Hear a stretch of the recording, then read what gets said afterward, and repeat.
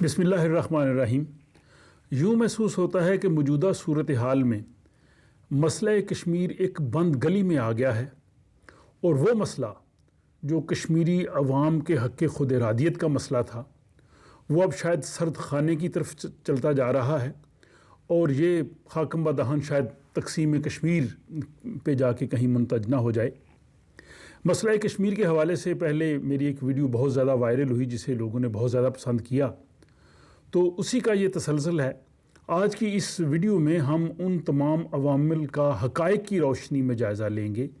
اس کو نہ پاکستان کے اینگل سے، نہ ہندوستان کے اینگل سے اور نہ ہی کشمیریوں کے اینگل سے دیکھیں گے، بلکہ اصل حقائق کیا ہیں اور ان سب کا اس میں کیا کیا کردار ہے، اس حوالے سے جو ہے وہ تفصیل سے بات کرتے ہیں کہ اصل میں مسئلہ کشمیر کو اس صورتحال میں دوچار کرنے میں سب کا کردار کیا رہا ہے۔ سب سے پہلے ہم مختصراً تھوڑی سی جو ہے وہ کشمیر پہ بات کر دیں، مسئلہ کشمیر کی وضاحت کر دیں، کیونکہ بے شمار لوگوں کو مسئلہ کشمیر سے آگاہی نہیں ہے۔ وہ یہی سمجھتے ہیں کہ یہ پاکستان اور ہندوستان کے درمیان ایک تنازع ہے، اور پاکستان کے جو احباب ہے وہ یہ سمجھتے ہیں کہ کشمیر جو ہے وہ پاکستان کا حصہ ہے، پاکستان کو ملنا چاہیے، بس اتنا سا معاملہ ہے، جبکہ ہندوستان والے اس کو اٹوٹ انگ سمجھتے ہیں اور کشمیری اس کو ایک اپنے ڈیفرنٹ اینگل سے دیکھتے ہیں۔ تو سب سے پہلے تو جب ہم کشمیر کی بات کرتے ہیں تو یہ پوری ریاست جموں کشمیر کی بات ہے۔ ریاست جموں کشمیر جو ہے اس میں موجودہ آزاد کشمیر، گلگت بلتستان، بھارتی مقبوضہ جموں و کشمیر، لداخ اور اقصائی چائنا کا یہ سارے کا سارا علاقہ آتا ہے، اور اس پوری ریاست کا جو رقبہ جسے اقوام متحدہ نے ریاست جموں کشمیر تسلیم کیا ہوا ہے، جس کو ڈسپیوٹڈ ٹیریٹری مانا گیا ہے، جو 14 اگست 1947 کو ریاست کی صورت میں تھی، اس کا رقبہ 2,22,236 مربع کلومیٹر ہے۔ یہ دنیا کے 109 آزاد اور خود مختار ممالک کے انفرادی رقبے سے زیادہ ہے، یعنی دنیا کے 109 ممالک ریاست جموں کشمیر سے رقبے میں چھوٹے ہیں، بلکہ دنیا کے 20-25 ممالک کو اگر اکٹھا بھی کر لیا جائے تو پھر بھی ریاست جموں کشمیر کا رقبہ بہت بڑا ہے۔ یہ بنگلہ دیش، سوئٹزرلینڈ، پرتگال، اس طرح کے یہ ممالک، بیلجیم، ڈنمارک، ہالینڈ، یہ کشمیر سے بہت چھوٹے ہیں۔ تو کشمیر کو چھوٹا سا علاقہ نہیں ہے، یہ ایک بہت بڑا خطہ ہے۔ اور اب جو ریاست جموں کشمیر کی جو صورتحال ہے اس کے حوالے سے ہم یہ بھی بتانا چاہیں گے کہ ریاست جموں کشمیر کا جو تاریخی ایک اس کی حقیقت ہے، یہ 6,000 سال سے یہ آزاد اور خود مختار ریاست کے طور پہ جو ہے وہ وجود میں رہی ہے، اور 1586 میں پہلی مرتبہ جب مغلوں نے کشمیر پہ قبضہ کیا اور اس کے بعد پھر باقی افغان دور اور سکھ دور دوسرے آتے رہے، تو 1586 سے پہلے تقریباً 6,000 سال ریاست جموں کشمیر جو ہے وہ ایک ملک کے طور پہ مارز وجود میں رہی۔ اب ہم مختصراً آتے ہیں کہ یہ مسئلہ کشمیر پیدا کیوں ہوا۔ تو انگریزوں نے جب ہندوستان سے جانے کا فیصلہ کیا 3 جون 1947 کو، تو انہوں نے جو اس وقت ہندوستان تھا، اس کو سمجھنا بہت ضروری ہے، اس وقت ہندوستان کی 2 طرح کی جو پولیٹیکل حیثیت تھی۔ ایک وہ تھا جو برٹش انڈیا تھا، جہاں پہ 1946 کے انتخابات ہوئے تھے، جہاں پہ مسلم لیگ اور کانگریس نے حصہ لیا تھا، اور وہ علاقے پاکستان کا حصہ بن رہے تھے، جس میں بنگال ہے، پنجاب ہے، سرحد ہے، بلوچستان، یہ علاقے سارے وہ تھے جو برٹش انڈیا کا حصہ تھے۔ اور یہی وجہ ہے کہ آپ دیکھتے ہیں کہ جو ریاستیں تقریباً 565 کے قریب جو ریاستیں تھیں، جس میں حیدرآباد ہے، بہاولپور ہے، چترال ہے، خیرپور ہے، جموں کشمیر ہے، ان میں مسلم لیگ جو ہے وہ ایز اے سیاسی جماعت موجود نہیں تھی، کیونکہ یہ برٹش انڈیا کا حصہ نہیں تھے، اور نہ ہی یہاں 1946 کے انتخابات ہوئے تھے۔ اسی لیے ریاست جموں کشمیر میں آل جموں کشمیر مسلم کانفرنس تھی، یا شیخ عبداللہ کی نیشنل کانفرنس تھی۔ تو 3 جون 1947 کو جب انگریزوں نے یہ فیصلہ کیا کہ وہ ہندوستان سے جا رہے ہیں، تو انہوں نے ان دیسی ریاستوں کے لیے کہا کہ یا تو وہ ہندوستان سے مل جائیں یا پاکستان سے، یا آزاد اور خود مختار اپنی حیثیت رکھ سکتے ہیں۔ اور اسی کی بنیاد پہ بہت سی ریاستوں نے انہوں نے کچھ نے پاکستان کے ساتھ الحاق کیا، کچھ نے ہندوستان کے ساتھ کیا، اور کچھ آزاد اور خود مختار ہوگی۔ اب اس الحاق میں مذہب کا کوئی جو رول نہیں تھا، یہ ریاست کے جو حکمران راجہ اس کی مرضی تھی۔ یہی وجہ ہے کہ جوناگڑھ کی ریاست، جس کی 80% آبادی جو ہے وہ ہندو تھی. جب اس نے پاکستان کے ساتھ الحاق کا فیصلہ کیا تو پاکستان نے اس کے الحاق کو قبول کر لیا. ریاست جو حیدرآباد تھی یہ دوسری بڑی دیسی ریاست تھی. اس نے اپنے آزاد اور خود مختار رہنے کا فیصلہ کیا. پاکستان نے اس فیصلے کو قبول کیا اور اس کے سفیر جناب مشتاق احمد خان پاکستان میں سفیر مقرر ہوئے. اور سقوط حیدرآباد جو 11 سپتمبر 1948 کو، 1 سال کے بعد تقریباً یہ ریاست جو ہے وہ ختم، بھارت نے اس پہ قبضہ کر لیا. اس کے بعد بھی جو پاکستان کی وزارت خارجہ ہے اس میں جو بیرونی ممالک کے سفیروں کی فہرست تھی 1952 تک، اس میں مشتاق احمد خان کو حیدرآباد کا سفیر کے طور پہ جو ہے وہ پروٹوکول دیا جاتا تھا اور پاکستان اس ریاست کو اس کے بعد بھی تسلیم کرتا رہا. اب ریاست جموں کشمیر کی باری آ گئی. ریاست جموں کشمیر نے کسی کے ساتھ الحاق نہیں کیا اور مہاراجہ کا خیال تھا کہ وہ آزاد اور خود مختار رہے گا، اور مسلم لیگ نے یہی پالیسی اختیار کی تھی. مسلم لیگ، آل انڈیا مسلم لیگ کا جو اپریل 1947 کو دلی میں اجلاس ہوا، اس میں مسلم لیگ نے کہا کہ جو ریاستیں آزاد اور خود مختار رہنا چاہیں ہم ان کے اس حق کو تسلیم کرتے ہیں. اور یہی بات قائد اعظم محمد علی جناح نے کہی، جو 17 جون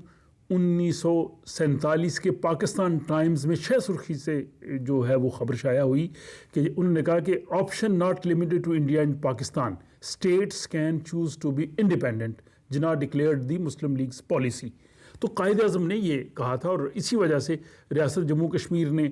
جب انگریزوں کے جانے کا وقت آیا تو انہوں نے پاکستان کے ساتھ جو ہے وہی معاہدہ کیا جو ان کا معاہدہ برطانوی ہند کے ساتھ تھا، جس کو اسٹینڈ اسٹل ایگریمنٹ کہتے ہیں. تو 15 اگست 1947 کو ریاست جموں کشمیر کا پاکستان کے ساتھ جو ہے وہ جوں کا توں کا معاہدہ ہو گیا. اب اس معاہدے کی روشنی میں حکومت پاکستان کے پاس دفاع، امور خارجہ، خزانہ، مواصلات، اس طرح کے سارے محکمے آ گئے. تو جو اب الحاق کی بات کرتے ہیں، ایک لحاظ سے پاکستان کے ساتھ ریاست کا الحاق ہو گیا. اب یہ ایک لمبی داستان ہے کہ اس میں مسلم لیگ کی قیادت سے اور اس وقت کی جو حکومت پاکستان تھی اس کی طرف سے کیا غلطیاں ہوئیں، اور نہرو اور گاندھی کی کیا ریشہ دوانیاں تھیں، مہاراجہ کے ارد گرد اس طرح کے وہ لوگ آ گئے اور کشمیر کا جو پرائم منسٹر تبدیل ہوئے. پاکستان کی طرف سے بھی اس سلسلے میں سنجیدگی سے ایسی کوششیں نہیں ہوئیں، اور اسٹینڈ اسٹل ایگریمنٹ کو مضبوط کرنے کی بجائے، جس پہ ہم پہلے کی دفعہ بات کر چکے ہیں، 22 اکتوبر 1947 کو قبائلی حملہ ہوا، پھر آزاد کشمیر حکومت 24 اکتوبر 1947 کو قائم ہوئی، اور پھر جو ہے وہ 26 اکتوبر کو مہاراجہ کو بھارت کے ساتھ جو ہے وہ نام نہاد الحاق کرنا پڑا، جس کے نتیجے میں 27 اکتوبر کو بھارتی فوج جو ہے وہ سری نگر میں آ گئی اور کشمیر میں وہ جو ہے وہ جنگ شروع ہو گئی، جس میں ایک طرف قبائلی بھی تھے، کچھ پاکستان کی آرمی بھی تھی، انڈیا کی آرمی کشمیر میں آ گئی اور کشمیر جو ہے وہ تقسیم ہو گیا. اور جب یہ وہاں پہ جنگ جاری تھی تو بھارت 1 جنوری 1949 کو اس مسئلے کو اقوام متحدہ میں لے گیا کہ ریاست جموں کشمیر نے ہمارے ساتھ ہندوستان کے ساتھ الحاق کیا ہے، اب یہ ریاست ہندوستان کا جو ہے وہ حصہ ہے. پاکستان نے اس پہ جو ہے وہ فوجی حملہ کیا ہے اور پاکستان کے قبائلی یہاں پہ موجود ہے. اقوام متحدہ پاکستان کو جارحہ قرار دے اور پاکستان کی فوج اور قبائلیوں کو وہاں سے نکل جانے کا جو ہے وہ حکم دے. اب اس قرارداد پہ جو ہے بحث ہوتی رہی، اور پھر 15 اگست 1948 کو اقوام متحدہ کی سلامتی کونسل نے پہلی قرارداد پاس کی. اب اگر اس پہلی قرارداد کو دیکھا جائے، ہمارے بہت سے لوگ جو ہے انہوں نے شاید اقوام متحدہ کی قراردادیں دیکھی نہیں ہیں. اس قرارداد میں بنیادی طور پہ اقوام متحدہ نے پاکستان کو جارحہ قرار دیا تھا اور پاکستان کو کہا تھا کہ اپنی تمام افواج جو ہے کشمیر سے باہر نکالے، اور پاکستان اپنے قبائلیوں کو بھی باہر نکالے. اور پاکستان نے یہ تسلیم کیا تھا، یہ قائد اعظم کی بعد میں خط و خطابت بھی موجود ہے جو ماؤنٹ بیٹن سے ہوئی، انہوں نے کہا جی کہ ہم قبائلیوں کو باہر نکالیں گے. بلکہ قائد اعظم نے یہاں تک کہا کہ اگر قبائلی نہیں نکلتے تو پاکستان اور ہندوستان دونوں کے افواج مل کے قبائلیوں کو باہر نکالیں گی. تو پاکستان نے اس چیز پہ ایڈمٹ کیا.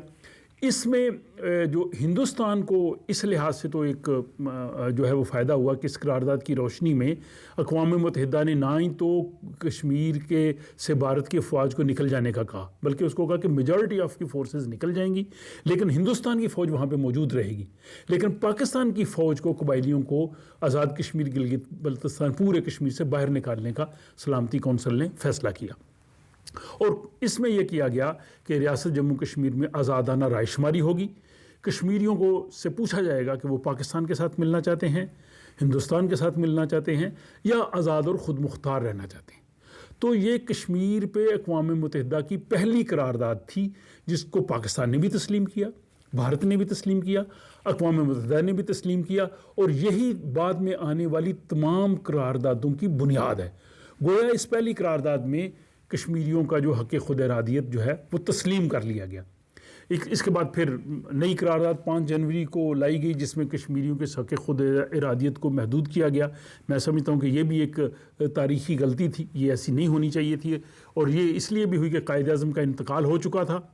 قائد اعظم کے انتقال کے بعد جو ایک سلسلہ پاکستان میں چلا، اس پہ بعد میں بات کرتا ہوں، اس کے اثرات جو ہے وہ مسئلہ کشمیر پہ بھی مرتب ہونا شروع ہو گئے۔ اب یہاں پہ آپ یہ دیکھتے ہیں کہ بھارت کے پاس کم از کم ایک ڈاکومنٹ تھا کہ ریاست جموں کشمیر نے جو ہے وہ الحاق کیا ہے ہندوستان سے، اور جو اس نے اقوام متحدہ میں پیش کیا، اور آج تک وہ بھارت یہی کہہ رہا ہے۔ بعد میں ابھی جو اقدامات ابھی مودی نے کیے ہیں یا بعد میں جو کچھ ہوئے ہیں، بنیاد ان کی وہ الحاق ہے، اور اس کے بعد 1957 کو جو مقبوضہ کشمیر کی نام نہاد اسمبلی تھی اس نے بھارت کے ساتھ الحاق کی توثیق کی کہ ہم جو ہے وہ اس الحاق کی توثیق کرتے ہیں، اور پھر شیخ عبداللہ نے جو اندرا گاندھی کے ساتھ جو معاہدہ کیا 1974 میں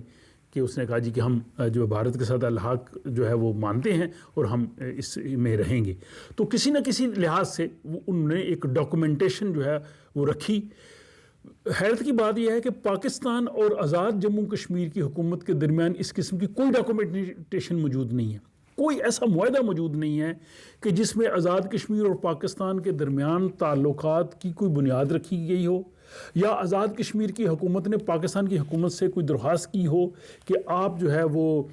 ہمارے ساتھ تعلقات ان بنیادوں یا ان چیزوں پہ رکھیں۔ صرف ایک معاہدہ کراچی ہے جو اپریل 1948 کو ہوا کہ اس میں ہماری جو آزاد کشمیر کی حکومت تھی اس نے جو ہے وہ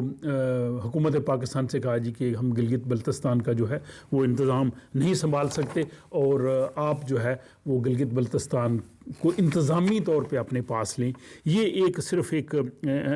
معاہدہ تھا کہ جو کہ پاکستان اور آزاد کشمیر کی حکومت کے سامنے، لیکن یہ گلگت بلتستان کے لیے تھا۔ پوری ریاست جموں کشمیر کے لیے پاکستان اور آزاد کشمیر کے درمیان کوئی ایسا معاہدہ آیا نہیں کہ جس کی بنیاد پہ جو ہے وہ انٹرنیشنل کمیونٹی کو بھی کچھ کیا جا سکے۔ اور ابھی بھی جو پاکستان کا جو کانسٹیٹیوشن ہے اس میں آپ دیکھ لیں کہ اس میں یہی کہا گیا ہے کہ جو ریاست جموں کشمیر کا جب فیصلہ ہو جائے گا تو وہاں کے عوام کی امنگوں کے مطابق پاکستان اور ریاست جموں کشمیر کے معاملات طے پائیں گے۔ تو اس میں کوئی ایسی چیز نہیں ہے۔ اب ہم ان عوامل کا ذکر کرتے ہیں، ان کو ساتھ ساتھ یہ بھی دیکھتے ہیں کہ مسئلہ کشمیر آج جس بند گلی میں آ گیا ہے، اور میرے اندازے کے مطابق اب مسئلہ کشمیر جو ہے وہ آہستہ آہستہ شاید مزید جو ہے وہ پیچیدگیوں کا شکار ہوتا جائے گا۔ اس میں ظاہر اس کے 3 بڑے فریق ہیں، بھارت ہے، پاکستان ہے اور خود کشمیری ہیں، اور چوتھا اقوام متحدہ اور عالمی رائے عامہ۔ ان چاروں کا اس مسئلہ کشمیر کے حوالے سے جو کردار ہے اس پہ ہم بات کرتے ہیں۔ تو سب سے پہلے تو بھارت کا کردار ہے۔ بھارت کا کردار انتہائی غاصبانہ اور انتہائی ظالمانہ ہے، اور 1947 سے اب تک ہزاروں بلکہ لاکھوں کی تعداد میں جو کشمیری شہید ہوئے ہیں ان کے خون کی جو ہے وہ ذمہ داری بھارت کی پالیسیوں پہ، اس کی افواج پہ عائد ہوتی ہے۔ بھارت نے ایک طرف جو اقوام عالم کے سامنے یہ وعدہ کیا تھا کہ وہ جو ہے وہ کشمیریوں کو حق خود ارادیت دیں گے، اور نہرو نے بھی جو ان کے پہلے پرائم منسٹر تھے انہوں نے لال چوک سری نگر میں کہا تھا کہ ہم استصواب رائے کروائیں گے، لیکن بھارت اپنے ان تمام وعدوں سے مکر گیا، اور پھر جو ان کو کانسٹیٹیوشنل ایک گارنٹی تھی 35A اور 370 کی صورت میں، وہ پچھلے سال 5 اگست کو اس مودی حکومت نے وہ بھی ختم کر دی، اور کشمیریوں کو وہاں پہ اپنے ہی علاقے میں جو ہے وہ ایک حساب سے اجنبی بنانے کی اور ان کی ڈیموگرافی چینج کرنے کی کوشش کی جا رہی ہے۔ تو بھارت کا ایک کسی طرح سے بھی جو ہے اقدام جو ہے وہ قابل قبول نہیں ہے، اور سب سے زیادہ مسئلہ کشمیر کو حل کرنے میں رکاوٹ جو ہے وہ یہ بھارتی اقدامات ہی ہیں۔ اس پہ پوری دنیا جو ہے آگاہ ہے۔ اس کے بعد دوسرا آ جاتا ہے فیکٹر پاکستان کا۔ تو پاکستان کے فیکٹر کو سمجھنے سے پہلے یہ ضروری ہے کہ پاکستان جس خطے میں واقع ہے اور ریاست جموں کشمیر کا جو خطہ ہے، یہ صدیوں سے ایک لازوال تعلق ان میں رہا ہے، تجارت کا بھی، جغرافیائی راستے بھی، اور مذہب کا بھی تعلق۔ تو پاکستان اور کشمیر خواہ وہ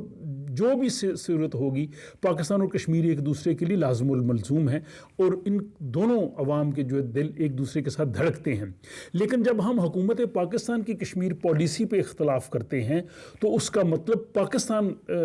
دشمنی نہیں ہے۔ پاکستان کا جغرافیہ، پاکستان کی مملکت، پاکستان کا نظریہ، کوئی بھی کشمیری، حالانکہ وہ کشمیری بھی جو خود مختار کشمیر کے حامی ہیں، اور وہ کشمیری جن پہ جو ہے وہ شاہی قلعہ لاہور اور چلاس قلعے میں بھرپور تشدد بھی کیا گیا، انہوں نے بھی مملکت پاکستان کے خلاف کبھی ایک لفظ نہیں کہا۔ تو پاکستان کی اب جب ہم بات کرتے ہیں تو وہ ایکچولی ہم حکومت پاکستان کی بات کرتے ہیں، اسلام آباد کی بات کرتے ہیں۔ اسلام آباد کی جو پالیسیاں ہیں وہ ہمیشہ جو ہے وہ کشمیری بلکہ پاکستانی عوام کی امنگوں کی ترجمان نہیں رہی ہیں، اور پاکستان نے کشمیر کو حاصل کرنے کے کئی سنہرے مواقع جو ہیں وہ گوائے ہیں، وہ شاید دوبارہ ان کو نہ مل سکیں۔ پہلا موقع تو وہ تھا کہ جب مہاراجہ نے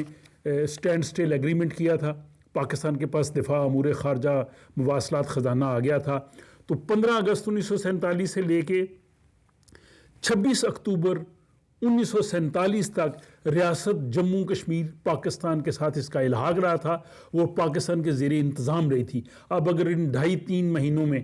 یہ آپ اس الحاق کو آگے نہیں لے کے جا سکے، مضبوط نہیں کر سکے، تو اس کی ذمہ داری جو ہے اس وقت کی پاکستان کی حکومت کو اور ارباب اختیار کو لینی چاہیے۔ اور یہ بھی دیکھنا چاہیے کہ جو شیخ عبداللہ کا وفد لاہور آیا تھا، سردار ابراہیم لاہور آئے تھے، ان کو قائد اعظم سے کیوں نہیں ملنے دیا گیا، اور اس میں بے شمار ایسی چیزیں ہیں جو حکومت پاکستان کا جو ہے وہ کردار ہے۔ دوسرا حکومت پاکستان کی جو نااہلی وہ یہ تھی کہ جب اقوام متحدہ کی پہلی قرارداد پاس ہوئی 15 اگست 1948 کو، اس سے لے کے جو پہلے 10 سال تھے وہ وقت تھا کہ جب کشمیر میں استصواب رائے کروایا جا سکتا تھا۔ اس وقت یہ مسئلہ اقوام متحدہ کے ایجنڈے پہ بہت ایکٹیو تھا، اس میں پوری دنیا متحرک تھی، اور اس وقت یہ ہو سکتا تھا، لیکن پاکستان کی ان حکومتوں نے وہ وقت ضائع کیا، انہوں نے وہ سنہری وقت جو ہے وہ اس طرح سے ضائع کیا کہ کشمیر کا مسئلہ اقوام متحدہ سے اب حل ہوتا ہوا نظر نہیں آ رہا، اور اس کی زیادہ بڑی ذمہ داری جو ہے وہ بھارت پہ تو ہے ہی، لیکن حکومت پاکستان پہ بھی ہے۔ اس کی وجہ یہ ہے کہ قائد اعظم کے کھوٹے سکوں نے پاکستان کا بیڑا غرق کیا۔ قائد اعظم لیاقت علی کی شہادت کے بعد آپ دیکھتے ہیں کہ سکندر مرزا اور ایوب اور غلام محمد، جن کا پاکستان کی تحریک پاکستان میں دور دور کا تعلق نہیں ہے، یہ لوگ اقتدار پہ قبضہ انہوں نے جما لیا، اور 6 مہینے بعد پاکستان کے وزیر اعظم چینج ہو رہے ہیں، اور نہرو نے یہ پھپتی کسی تھی کہ اتنے تو میں پجامے چینج نہیں کرتا جتنے پاکستان کے پرائم منسٹر چینج ہوتے ہیں۔ تو اس پہ انشاءاللہ ایک الگ سے میں ایک ویڈیو بناؤں گا کہ قائد اعظم کے کھوٹے سکے اور انہوں نے قائد اعظم کے پاکستان کے ساتھ کیا کیا، انہوں نے فاطمہ جناح کے ساتھ کیا کیا، اور 25 سال کے بعد پاکستان کو 2 لخت کیا۔ یہ ان پاکستان کے جو ارباب اختیار ہے یہی اس چیز کے ذمہ دار ہیں۔ تو ان لوگوں نے وہ وقت جو ہے وہ مسئلہ کشمیر کو ضائع کیا، اور انہوں نے کوئی کشمیر پہ ایک مربوط پالیسی اختیار نہیں کی، اور پھر مس ایڈونچرز کیے کہ حالانکہ جب 62 میں جب انڈیا چائنا وار تھی، وہ ایک سنہرا موقع تھا کشمیر کو آزاد کرانے کا، اس کو جانے دیا، بلکہ بھارت کو دفاعی معاہدے کی پیشکش کی صدر ایوب خان نے، لیکن 3 سال کے بعد انہوں نے بغیر تیاری کے انتہائی احمقانہ جو ہے وہ آپریشن جبرالٹر شروع کر کے جنگ شروع کی تاکہ کشمیر کو آزاد کرایا جائے، اور اسی کا جو ہے وہ ریفلیکشن جو ہے وہ پرویز مشرف نے جو ہے وہ کارگل وار میں کیا۔ تو یہ ذمہ داریاں ان لوگوں کو لینی چاہیے جن کی وجہ سے یہ مسئلہ رہا۔ تو یہ اصل میں پاکستان نے پھر اس معاملے میں، پاکستان جو کشمیریوں کا ایک وکیل کے طور پہ تھا، اور یہ مسئلہ حق خود ارادیت کا تھا، لیکن اس حق خود ارادیت کے مسئلے کو دو طرفہ مسئلہ بنا دیا گیا. پھر وہ کشمیر بنے گا پاکستان کے جو وہ نعرہ بھی تخلیق کیا گیا، اور یہ بھی قائد اعظم کے ساتھ جھوٹ منسوب کیا گیا کہ انہوں نے کہا جی کشمیر پاکستان کی شاہ رگ ہے. میں پوری ذمہ داری سے کہتا ہوں قائد اعظم نے کبھی یہ نہیں کہا تھا کہ کشمیر پاکستان کی شاہ رگ ہے. اس کا کوئی ثبوت نہیں ہے. اگر کسی کے پاس کوئی ثبوت ہے کہ کسی مسلم لیگ کے اجلاس میں قائد اعظم نے کہا، یا پاکستان نے کسی ورکنگ کمیٹی کی صدارت کرتے ہوئے کہا، یا اسمبلی میں کہا، یا کسی اخبار میں یہ اگر اس وقت میں یہ خبر چھپی ہے تو وہ کوئی پیش کرے. حالانکہ میں نے بتا دیا ہے کہ قائد اعظم کا وہ پاکستان ٹائمز میں بیان موجود ہے جس میں انہوں نے کہا تھا کہ کشمیری جو ہیں وہ پاکستان سے ملیں ہندوستان کے ساتھ، یا آزاد و خود مختار رہیں. اور کرنل الہی بخش جو قائد اعظم کے آخری معالج تھے، اور فاطمہ جنان میں جو ان پہ بک بھی لکھی ہے مائی بردر، وہ کہتے ہیں کہ قائد اعظم کے آخری الفاظ یہی تھے. وہ کہتے تھے کشمیر ان کو اپنے مستقبل کا فیصلہ کرنے کا حق دیا جائے. اور پاکستان کے کئی جو لوگوں نے بک بھی لکھی ہے کہ جس میں ہندوستان کی طرف سے یہ ایک آیا تھا، ایک تجویز آئی تھی کہ حیدرآباد دکن ہندوستان لے لے اور کشمیر پاکستان لے لے، لیکن قائد اعظم نے اسے مسترد کیا تھا اور کہا تھا کہ نہیں، کشمیری عوام خود فیصلہ کریں کہ انہیں کیا کرنا ہے. اس لیے یہ کشمیر پاکستان کی شاہ رگ والا بیان قائد اعظم کے ساتھ بالکل جھوٹ پہ مبنی ہے. یہ سراسر جھوٹ ہے اور اس میں کوئی حقیقت نہیں ہے. اور دوسری جو میں یہ بات کہہ رہا تھا کہ جب ہم حکومت پاکستان کی ان پالیسیز کا بات کرتے ہیں تو اس میں ذمہ دار وہ لوگ ہیں جن لوگوں نے یہ پالیسیز بنائی ہیں. اور اس سے اندازہ آپ یہ بھی کر سکتے ہیں کہ بھی جو حالیہ جو حکومتیں ہیں 15-20 سال سے، انہوں نے جس طرح کی پارلیمانی کشمیر کمیٹی بنائی ہے، اور پارلیمانی کشمیر کمیٹی کے جس طرح کے چیئرمین وہ رکھے گئے ہیں، اس سے حکومت پاکستان کی کشمیر پالیسی سے دلچسپی کا جو ہے وہ اندازہ ہو جاتا ہے. تو اس پہ بڑی لمبی بات ہو سکتی ہے، لیکن یہ وہ عوامل تھے. اس کے بعد جو تیسرا اس میں فریق اقوام متحدہ اور عالمی رائے عامہ ہے. اقوام متحدہ جو ہے اس نے باقی کئی دنیا کے تنازعات میں وہ کوشش کی ہے، لیکن مسلم دنیا کا جو اس سے گلا ہے وہ بالکل درست ہے کہ اسلامی دنیا کے جتنے مسائل ہیں، خواہ وہ مسئلہ فلسطین ہے، خواہ وہ مسئلہ کشمیر ہے، خواہ وہ روہنگا کا مسئلہ ہے، ان مسائل کو اقوام متحدہ نے جو ہے وہ حل کرنے میں ناکامی اختیار کی ہے. اور عالمی ضمیر جو ہے وہ اس کے اپنے مفادات ہیں. دنیا کے جو بڑے بڑے ممالک جو اقوام متحدہ میں بھی اثر رسوخ رکھتے ہیں، جو سلامتی کونسل میں ہیں، جن سے پاکستان اور کشمیری توقع رکھتے ہیں کہ وہ مسئلہ حل کرائیں، ان کو اس مسئلے سے کوئی دلچسپی نہیں ہے، بلکہ ان کو اس سے دلچسپی ہے کہ یہ مسئلہ کشمیر قائم رہے، تاکہ وہ جو بڑے ممالک ہیں وہ پاکستان اور بھارت کو ہتھیار جو ہے وہ دیتے رہیں، اور ان کی ہتھیاروں کی فروخت سے وہ دونوں ممالک سے فائدہ اٹھا رہے ہیں. اور اس وقت پاکستان اور بھارت دنیا کے پہلے جو ہے وہ 3 یا 4 ملکوں میں ہیں جو اسلحہ خریدتے ہیں پوری دنیا سے. دونوں ممالک کے عوام غربت کا شکار ہیں. اگر یہ مسئلہ کشمیر حل ہو جاتا ہے تو ظاہر یہ اسلحہ کی دوڑ ختم ہو جائے گی. جو پیسہ دونوں ممالک میں دفاع پہ لگا رہے ہیں وہ عوام کی فلاح و بہبود پہ، تعلیم پہ، ہسپتالوں پہ، ہیومن ڈیولپمنٹ پہ لگے گا، تو ظاہر ہے کہ اسلحے کی فروخت کم ہو جائے گی. اب یہ ممالک کبھی نہیں چاہتے کہ یہ دونوں ملکوں کے درمیان مسئلہ حل ہو. اور یہ میں سمجھتا ہوں دونوں ممالک کی جو حکومتیں ہیں وہ ان کو اس چیز کو سمجھنا چاہیے کہ اگر ہم اس مسئلے کو آپس میں بیٹھ کے کشمیریوں کی خواہش کے مطابق حل کر لیں، تاکہ جو پیسہ وہ دفاع پہ لگا رہے ہیں وہ پیسہ وہاں کی عوام کی فلاح و بہبود پہ لگے، تو یہ دنیا کے جو بڑے بڑے چودھری ہیں جن سے ہمیں توقع ہے وہ کبھی بھی اس مسئلے کو حل نہیں ہونے دیں گے، کیونکہ ان کے مفادات اسی سے وابستہ ہیں کہ یہ پاکستان اور بھارت جو ہے وہ جنگ میں الجھتے رہیں، اور پاکستان اور بھارت کی جو قیادت ہے ان میں یہ صلاحیت نہیں ہے کہ وہ اس چیز کو سمجھ سکیں. اس کے بعد چوتھا اور آخری فریق جو ہے وہ خود کشمیری جو ہیں وہ میں سمجھتا ہوں کہ مسئلہ کشمیر کے حل نہ ہونے میں بہت بڑا کردار کشمیریوں کا اپنا ہے، اور کشمیری خود بھی ذمہ دار ہیں. اور یہ اس وقت سے شروع ہوا جب ریاست جموں کشمیر میں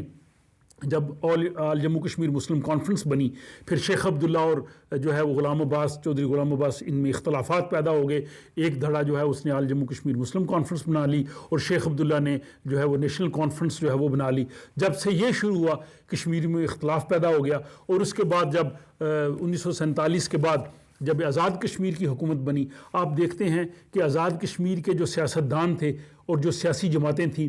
ان میں مظفر آباد کا اقتدار حاصل کرنے کے لیے شرمناک جو ہے وہ ان میں لڑائی اور جد و جہد جاری رہی. کبھی سردار ابراہیم آ رہے ہیں, کبھی کرنل شیر احمد آ رہا ہے,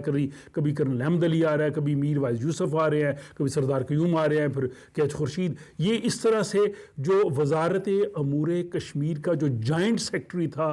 وہ فیصلہ کرتا تھا کہ کون سی مسلم کانفرنس صحیح ہے اور کس کو جو ہے وہ آزاد کشمیر کا صدر بنایا جائے. آزاد کشمیر کے جو حکومت بنی تھی پہلی, اس میں وزیر دفاع بھی موجود تھے,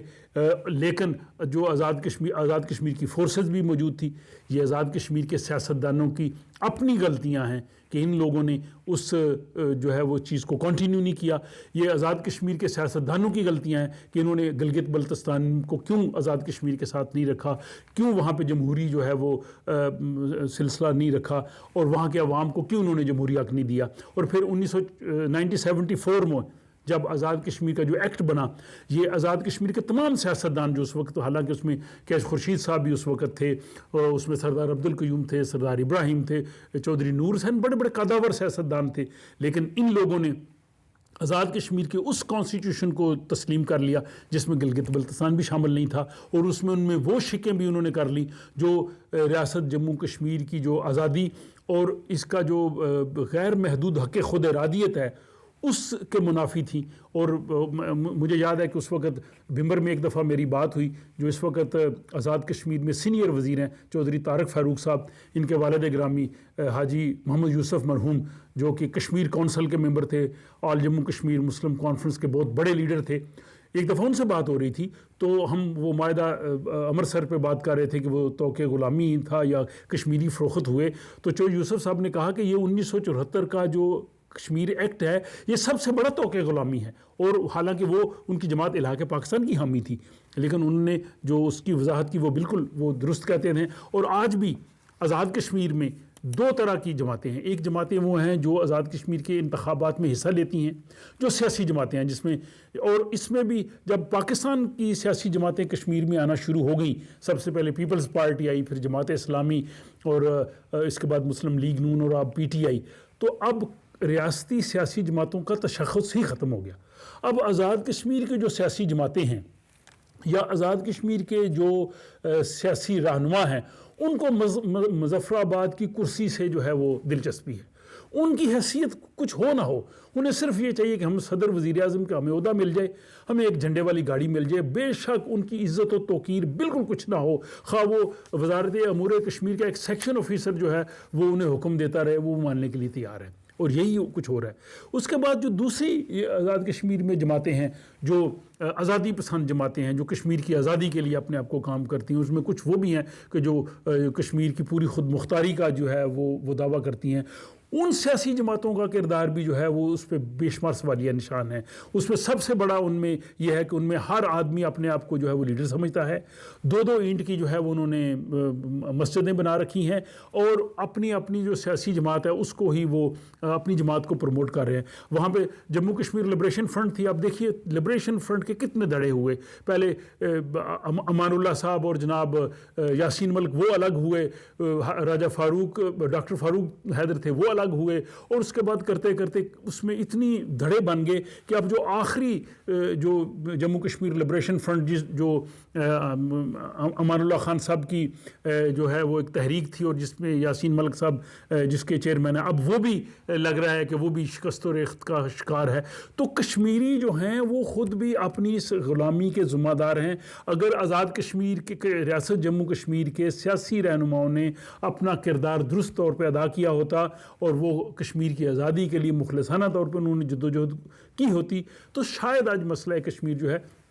وہ کسی اور جگہ پہ ہو. اب آج ہم آ جاتے ہیں 2020 میں. اب یہاں پہ جو ہے وہ بھارت نے جو ہے وہ 5 اگست کے بعد ریاست جموں کشمیر کو بالکل ہی جو ہے وہ اس کو جو بھی اس کو تھوڑا بہت آئینی تحفظ تھا اس نے ختم کر دیا.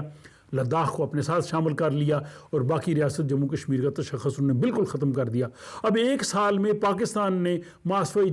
زبانی جمع خرچ کے کچھ نہیں کیا. ہو سکتا ہے پاکستان کی حکومت کی مجبوریاں بھی ہوں, پاکستان اس پوزیشن میں بھی نہ ہو. ظاہر ہے اگر اس پوزیشن میں پاکستان نہیں ہے تو کشمیریوں میں مزید جو ہے وہ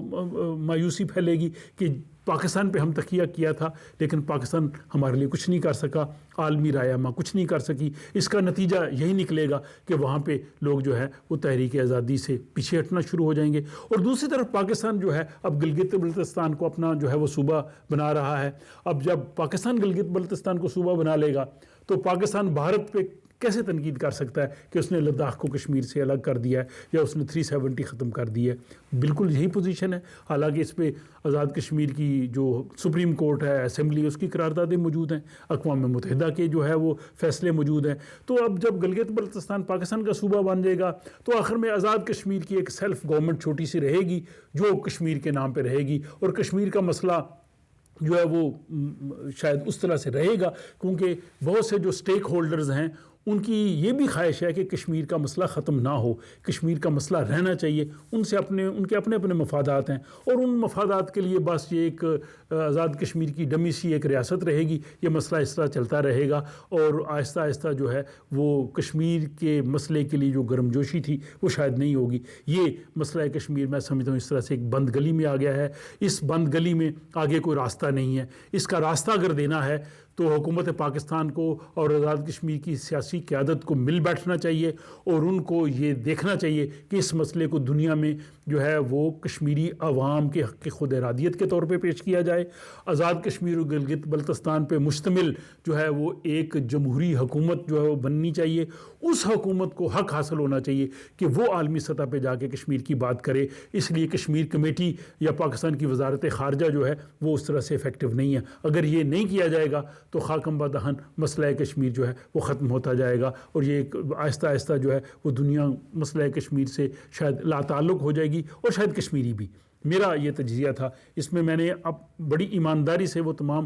حقائق آپ کے سامنے پیش کیے ہیں۔ ان حقائق سے آپ ایگری بھی کر سکتے ہیں، ڈس ایگری بھی کر سکتے ہیں، لیکن ان حقائق کے مصدقہ ہونے پہ کوئی آدمی جو ہے وہ سوال نہیں اٹھا سکتا۔ یہ آپ کے سامنے میں نے وہ تفصیلات رکھی ہیں۔ اب آپ اپنی رائے سے آگاہ کیجئے کہ آپ اس حوالے سے کیا کہتے ہیں۔ اپنا خیال رکھیے اور مجھے اجازت دیجیے۔ خدا حافظ۔